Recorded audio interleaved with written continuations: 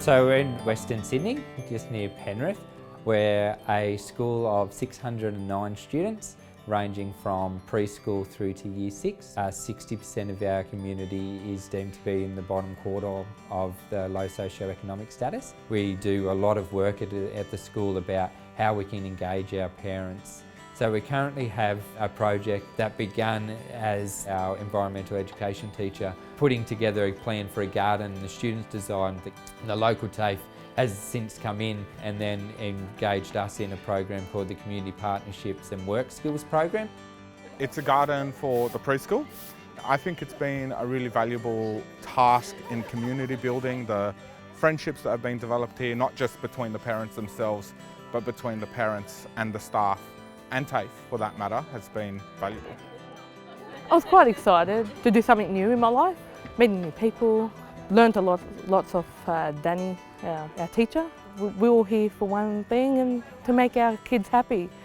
From our first go of the project, several of our parents from that expressed an interest in wanting to be able to go on further, that they wanted to look into TAFE.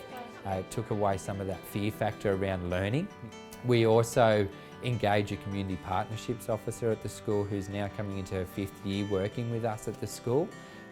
A community partnership officer is a facilitator of partnership practices between the school and home. We have quite a wide demographic of families at our school, so we have some families that are able to be here during the normal school day. We also have families that work at varying different hours.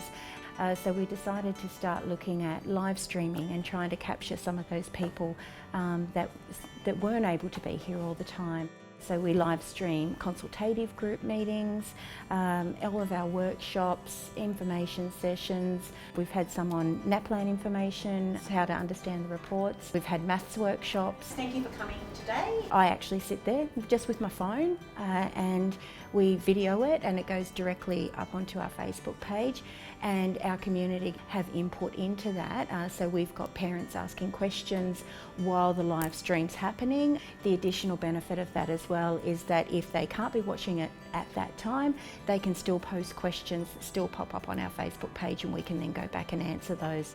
We also use YouTube channels to put up messages that we don't want to go out to the world of Facebook, that we can then use our School Star app to be able to target specific kindergarten group, or to target the whole school, or to target just preschool, and specify exactly who we want to reach with that. The parents feel like they're part of the school, and having some more innovative systems in place as well means that we're getting that myriad of people rather than just the people who are able to do the drop off and pick up each day.